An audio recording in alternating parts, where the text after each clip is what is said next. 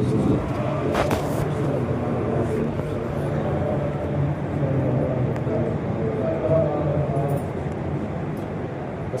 عليكم ورحمة الله وبركاته. بسم الله الرحمن الرحيم. إن الحمد لله والصلاة والسلام على رسول الله صلى الله عليه وعلى آله وصحبه أجمعين. அல்லாஹ்வுடைய மாபெரும் கிருபையால் சுபஹி தொழுகையினுடைய வரலான தொழுகை இமாம் ஜமாத்தோடு தொழுவதற்கு வாய்ப்பளித்த இறைவனுக்கு புகழளிக்கும். இதுபோல் அல்லாஹு தஆலா எல்லா கடமைகளையும் குறித்த நேரங்களிலும் குறித்த சமயங்களிலும் எந்த விதமான தப்பி போகாத அளவுக்கு நம்மளுடைய சிந்தனை மனம் ஒருமையோடு செயலாற்றுவதற்கும் நிறைவேற்றுவதற்கும் அல்லாஹ்வுடைய முகத்தை ரசூலுடைய பிரியத்தை பெறுவதற்கு அல்லாஹ் நம் அனைவருக்கும் நசீபாக்கி தந்தல் தெரிவானாக.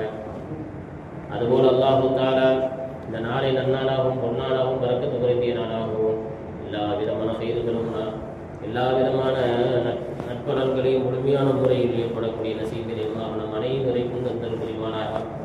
ஆண் மக்கள் பெண் மக்கள் உள்ளத்தில் இருக்கக்கூடிய எல்லா நபர்களுடைய ஹாஜத்து நியத்துகள் எல்லா தேவைகளையும் அதிகம் நிறைவேற்றக்கூடிய நசீபிலே பெரும் பாக்கியத்தையும் தந்தல் புரிவானாக. கண்மணி நாயகம் முஸ்தபா தாஹா ரசூலுல்லாஹி ஸல்லல்லாஹு அலைஹி வஸல்லம் அவர்களுக்கு அதிகம் ஸலவாத்து சொல்வதில் முதன்மையானவர்களாகவும் மிகவும் ஆர்வம் உள்ளவர்களாகவும் நம்மளை தகுதி உள்ளவர்களாகவும் நம்மளை அல்லாஹ் ஆக்கியல் புரிவானாக.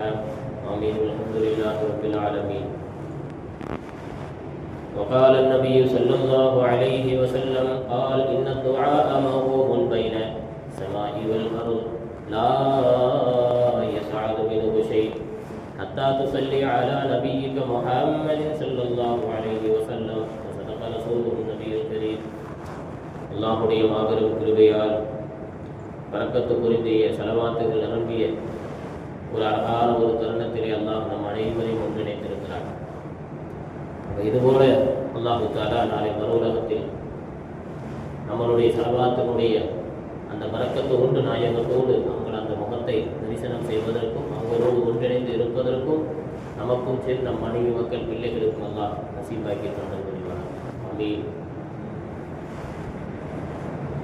பொதுவாக வியாழனிலிருந்து வெள்ளி அசர் வரையிலும் சில அமல் செய்யக்கூடிய இபாதத்துகளில் ஒன்று என்னவென்று சொன்னால் யாசின் ஓதுதல். அதாவது நம்மளை விட்டு பிரிந்து சென்ற நம்மளுடைய மூதாதையர்கள், அது பெற்றோராக இருக்கட்டும், பிள்ளைகளாக இருக்கட்டும், வேறு யாராக இருக்கட்டும், நபிகள் நாயகம் ஸல்லல்லாஹு அலைஹி வஸல்லம் அவர்கள் வியாழக்கிழமை தன்னுடைய தாயாரை அவர்கள் ஜியாரத்து செய்த பதிவுகளை மிஷ்காத் ஷரீஃபிலே பதிவு செய்திருக்கிறார்கள் நம்மளுடைய உஸ்தாதுமார்கள், உலமாக்கள்.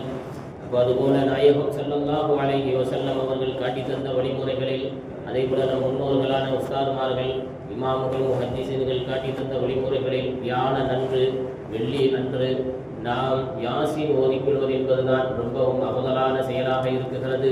ஒரு மனிதன் யாசீன் ஓதாமல் ஒரு மனிதன் கடந்து செல்வானே என்று சொன்னால், பெற்றோர்களை மறந்த நிலையில், பிள்ளைகளை மறந்த நிலையில் ஒருவன் பொதுபோக்குத்தனமாக வாழ்வானே என்று சொன்னால், பெற்றோர்கள் வியாழன் அன்று எதிர்பார்த்து கொண்டே இருப்பார்களாம், நமக்கு ஏதாவது நன்மை வராதா, நமக்கு ஏதாவது நன்மைகளை கொண்டு வந்து சமர்ப்பணம் செய்ய மாட்டார்களா, ஈசா செய்ய மாட்டார்களா என்று எதிர்பார்த்த வண்ணமாக இருப்பார்கள்.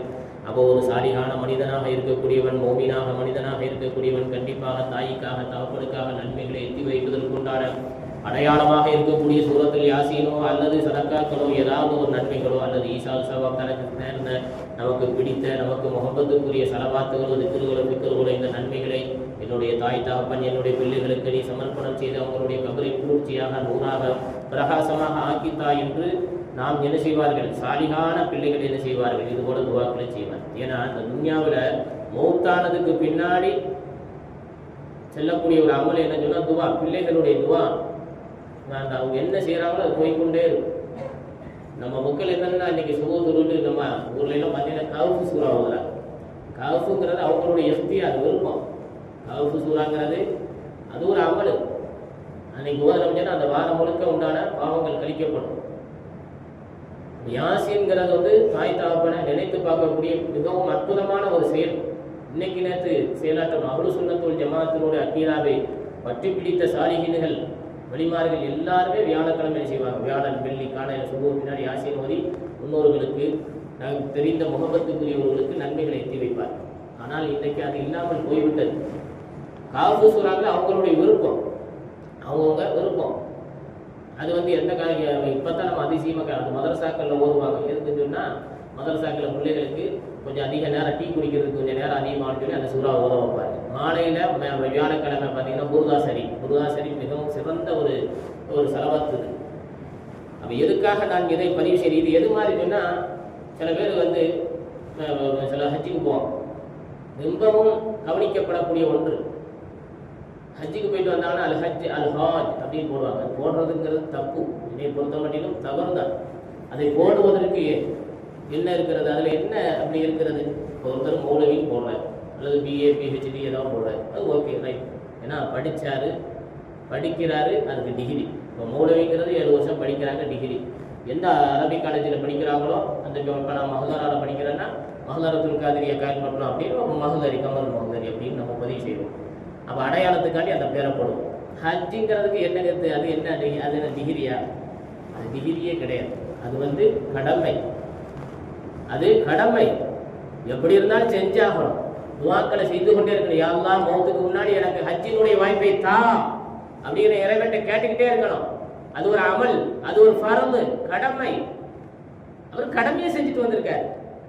அப்போ சலாத் தொழக்கூடிய எல்லாருக்கையும் சலாத்துன்னு சொல்லலாம், கூப்பிடும். சலாஹி தொழக்கூடியவரே அப்படின்னு அரபிய சவுதியில் பேசுகிற மாதிரி தான் நம்ம பேசணும். அதனால அந்த ஹஜ்ஜுங்கிறது வந்து அது ஒரு ஃபர்து, கடமை. 5வது கடமை அல்லாஹ் வச்சிருக்கிறார். ஒரு கடமையை நிறைவேற்றிவிட்டு வந்திருக்கிறார். அது கபூலியத் ஆகுவதற்கு அவர் அங்கேயே கண்ணீர் வடித்திருப்பார். அந்த அமலு என்ன செய்யக்கூடாது, உலக அழிகிற வரைக்கும் ஹஜ் என்ன மமதை இருக்கிற நன்மை இருக்கிற சவாபை வெளிப்படுத்தினாலே முடிஞ்சு போச்சு. நன்மைகள் எல்லாம் இழந்து போயிடும். நன்மைகள் அனைத்தையும் இழந்து போயிடும். அது ஹஜ்ஜுங்கிறது வந்து அல் ஹாஜ்ங்கிறது பழைய காலத்து ஆளுகள்ல இருந்து போட்டுக்கிட்டு இருக்காங்க. அது என்னன்னா பழைய காலத்துல என்னன்னா செல்வந்தர்கள் போவாங்க, ஏழைகள் போக முடியாது.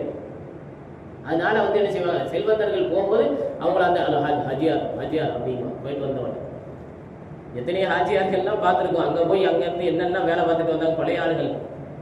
எவ்வளோ பேர்கள் ஹிஸ்ட்ரிகளில் என்ன அங்கே உள்ள கல்லை தூக்கிட்டு வந்து இங்கே ஹஜ்ஜுக்கு போன இடத்துல ஹஜ்ஜை செய்கிறதில்ல விட்டாங்க எத்தனையோ நபர்கள். அப்போ நான் சொல்லுகிறேன், அல் ஹாஜ்ங்கிற வார்த்தைங்கிறது வந்து அது ஃபர்து. இன்னைக்கு சுபு தொழுதுட்டு போயிட்டாங்க, கடமை நிறைவேறிடுச்சு. அவருடைய கடமை, அல்லாஹ் சொன்ன கடமை நிறைவேற்றி விட்டார். ஜும்மாவுடைய கடமைக்கு வருவாங்க, ஜும்மா தொழுது விட்டு சென்று விட்டார்.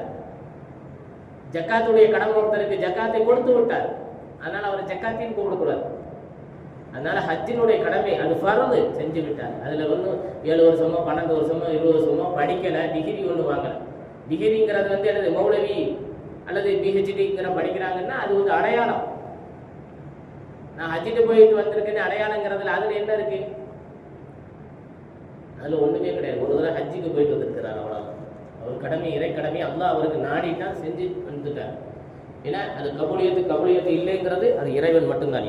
சரி, விஷயத்துக்கு வரும். அதனால் வந்து நம்ம இதில் கவனம் எடுக்கும். அதே போல் இன்னொன்று ஒரு விஷயம் வேணும் என்று சொன்னால் அதை கவனத்தில் கொள்ள வேண்டும். நம்ம ஷாஃபி மதுஹபை பொறுத்த வரைக்கும் இந்த சஜதா சூரா ஓதும்போது சஜதா செய்கிறான். நம்ம சஜதா வந்து செஞ்சுட்டு திருப்பி என்ன செய்வாங்க, மேலே ஹியாமுக்கு எந்திரிப்போம். அப்படி எந்திரிக்கும் போது சில பேர் என்ன செய்யணும், உட்காந்து எந்திரிப்பான். ஷாஃபி மதுஹபில் பொதுவாக வந்து ஷாஃபி ஹனபி மதுஹபிலே ரசூலுல்லாஹி ஸல்லல்லாஹு அலைஹி வஸல்லம் காட்டி தந்த தொழுகையின் பிரகாரம் தான் செய்யணும். ஒரு அமலை அதிகப்படுத்தக்கூடாது. ஒரு செயலை வந்து உட்கார்றதுக்கிற ஒரு செயலை அதிகப்படுத்தினான்னு சொன்னால் தொழுவை பார்த்தினாய் தொழுவக்கூடாது. ஏன்னா உட்காந்து எந்திரிக்கிறதுங்கிறது கூடாது. சில கால் வலி இருக்குங்கிற உதிர்னா பிரச்சனை இல்லை. ஏதாவது ஒரு உதிர் தங்கடா இருக்குது, அதனால் சடக்குன்னு எந்திரிக்க முடியாது, உட்காந்துட்டார். நல்லா இருக்கிறாரு, எந்திரிச்சு உட்காந்துட்டு அப்புறம் ஒரு செயலை அதிகப்படுத்திட்டார், ஜாயிதாக்கிட்டார். அப்படி ஜாயிதாக்குறதுங்கிறது எந்த ஷரியத்து சட்டமோ அனுமதி கொடுக்கல. அதனால் இதில் கவனம் எடுக்க வேண்டும். சரி, இன்றைய நாள் நபிகள் நாயகம் ஸல்லல்லாஹு அலைஹி வஸல்லம் அவர்களை அதிகம் நினைக்கக்கூடிய, ஸலவாத்து சொல்லக்கூடிய மிகவும் அழகான ஒரு நட்பேறு கொண்ட ஒரு நாள். அதனால் பெருமானார் ஸல்லல்லாஹு அலைஹி வஸல்லம் சொன்னார்கள், இன்ன துஆ என்பது மௌகூஃபுன் தடுக்கப்பட்டுள்ளது, பைன ஸமாஇ வல் அர்து, வானம் பூமியிலே நம்மளுடைய துஆக்கள் அல்லாஹ் தடுத்து வைத்திருப்பானாம். லா யஸ்அது மின்ஹு ஷைஉ, எந்த ஒரு வஸ்துவுமே எந்த ஒரு துஆக்களுமே அல்லாஹ் லா யஸ்அது உயர்த்த மாட்டான். எதுவரை உயர்த்த மாட்டான் என்று சொன்னால், ஹத்தா துஸல்லி அலா நபியிக முஹம்மதின் ஸல்லல்லாஹு அலைஹி வஸல்லம், ஹத்தா துஸல்லி அலைஹி, அதாவது நபிகள் நாயகம் ஸல்லல்லாஹு அலைஹி வஸல்லம் அன்னவர்கள் மீது ஸலவாத்து சொல்லும் வரையிலும் அல்லாஹு தஆலா அந்த துஆவை உயர்த்த மாட்டான் என்பதாக பெருமானார் ஸல்லல்லாஹு அலைஹி வஸல்லம் தன்னாவில் இருந்தே தானே உதைத்து இருக்கிறார்கள், வெளிப்படுத்தி இருக்கிறார்கள். சுனன் திர்மிதியிலே பதிவு செய்யப்படுது. அப்போ ஒரு துஆ கபூலாக வேண்டும் என்று சொன்னால் ஸலவாத்துகள் வேண்டும். ஒரு நற்செயல்கள் நல்ல அமல்கள் சொல்ல வேண்டும் என்று சொன்னால் துஆக்கள் வேண்டும், ஸலவாத்துகள் வேண்டும். ஸலவாத்தை உடைப்பதற்கும் தடுப்பதற்கும் வேண்டாம் என்று சொல்வதற்கும் அதிகாரம் யாருக்கும் எவருக்கும் எந்த விதத்திலும் தகுதி உள்ளவர்கள் கிடையாது. யாராவது தகுதி இருக்கா? ஸலவாத்து சொல்லாதப்பா அப்படின்னு தகுதி சொல்றதுக்கு ஷரியத்துல மூக்க நுழைச்சு பேசுறதுக்கு ஏதாவது தகுதி இருக்கா? தகுதிங்கிறது சமநிலை வேணும். ஒருத்தர் படிச்சிருக்கிறாரு, விவாதம் செய்யறாருன்னா இவர் சமநிலையில இல்முகள் ஞானங்கள் தெரிஞ்சிருக்கணும். அவன் ஒரு ஒண்ணுமே இல்லாம பூமட்டையா இருப்பான், ஒரு நல்ல அறிவாளியா இருப்பான். அவன் பூமட்டையா இருக்கிறவன் இவர் சொல்லுவான், வா விவாதத்துக்கு, வா சண்டைக்கு அப்படின்னு கூப்பிடுவான். நுழைப்பானவனை போட்டு பழகினவனை போட்டு வா சண்டைக்குவான். அப்ப இது எந்த விதத்திலும் நியாயமும் கிடையாது. மார்க்க ஷரியத்துக்கு சட்டம் இது இப்படிப்பட்ட செயல்பாடுகளை அனுமதிக்கிறது கிடையாது. அப்ப தகுதி வேணும். அப்போ தகுதி வேணும். எந்த உலமாக்களும் சரி, அன்றைய காலகட்டத்தில் உள்ள மூத்த உலமாக்களும் சரி, கிதாபுகளுடைய முசன்னிஃபுகளும் சரி, ஸலவாத்தை நீ இந்த இடத்துல சொல்லக்கூடாது, நீ இந்த இடத்துல தான் சொல்லணும், அங்க சொல்லக்கூடாது. எங்கேயாவது சட்ட உசல்கள் சொல்லியிருக்காங்களா? மார்க்க விற்பனர்கள் ஷாஃபி இமாம் சொன்னாங்களா? எங்கேயாவது அவங்க எழுதுவாங்களாம், எழுத கிதாப் எழுத அவங்களுக்கு ரத்தம் போய்கொண்டே இருக்கும், மூல வியாதி. அந்த இதில் கிதாப் எழுதுற பெரிய மகான் சீதேவி ரசூலுல்லாஹ்வுடைய குடும்பத்தை சார்ந்தவங்க. அவங்க என்னைக்காவது சொல்லியிருக்காங்களா? இல்லை. அப்போ அதனால நாம் எது செய்யக்கூடாது, ஸலவாத்துக்கு தடைகளும் முட்டுக்கல்லும் போடுவதற்கு நமக்கு எந்த விதத்திலையும் அதிகாரம் கிடையாது. அதனால தான் ரசூலுல்லாஹி ஸல்லல்லாஹு அலைஹி வஸல்லம் சொன்னார்கள், உங்களுடைய துஆ கபூலாக வேண்டும் என்று சொன்னால் நீங்கள் ஸலவாத்துகளை சொல்லுங்கள், கண்டிப்பாக கபூலாகும். அது சத்திய வார்த்தை. பெருமானார் ஸல்லல்லாஹு அலைஹி வஸல்லம் அவர்களே என்னை புகழு என்று சொல்வதற்கு தகுதி உள்ளவர்கள். எந்த நபிமாரும் சொல்லவில்லை. மதகு செய், எந்த இப்ராஹிம் சொன்னாங்களா? என்ன புகழு சொன்னாங்களா? எங்கேயாவது மதகு இருக்கா?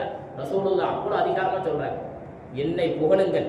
எவ்வளவு அழகாக சொல்றாங்க, என்னுடைய புகழ் மதகு இல்லாமல் ஒரு துஆ கபூலாக. அல்லாஹு தஆலா இந்த உலகத்தில் வாழக்கூடிய காலங்களில் நாயகம் ஸல்லல்லாஹு அலைஹி வஸல்லம் முகப்பத்தையும் அவங்களுடைய அந்த சூரத்தையும் இந்த உலகத்திலேயே கண்டு கணிக்கக்கூடிய அந்த பெரும் பாக்கியத்தை நம் அனைவருக்கும் அல்லாஹ் நசீபாக்கி தந்தல் புரிவானாக.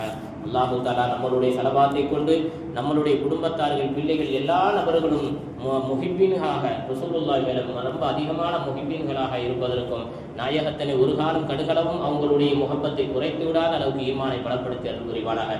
நம் மனைவி மக்கள் எல்லா நபர்களையும் ஒரே அகீதா அஹ்லு சுன்னத்துல் ஜமாஅத்திலே குடும்பம் பிரிந்து விடாத அளவுக்கு அதிலேயே வலுவாக பலமாக இருப்பதற்கு அல்லாஹ் நசீபாக்கி தந்தல் புரிவாயா. நாயகம் ஸல்லல்லாஹு அலைஹி வஸல்லம் அவர்களிடத்திலே நாடும் மறு உலகத்திலே வெக்கி தலை குனிந்து வாழ்வதில் இருந்தும் அல்லாஹ் நம் அனைவரையும் பாதுகாத்தார் புரிவானாக.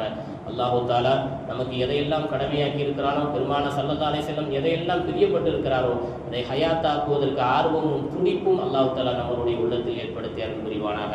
அல்லாஹு தஆலா நம்மளுடைய பாவங்களை எல்லாம் மன்னித்து, நம்மளுடைய தாய் தகப்பன் பாவங்களை எல்லாம் மன்னித்து, நம்மளை கடந்து விட்ட நம் பிள்ளைகளுடைய பாவங்களை எல்லாம் மன்னித்து அல்லாஹு தஆலா உயர்ந்த சுகுணத்தை ஜன்னத்தில் ஃபிர்தௌஸையும் நாயகத்தினுடைய முகப்பத்தையும் அவங்களுடைய குர்பத்தையும் அல்லாஹ் ஏற்படுத்தி தந்தல் புரிவானாக.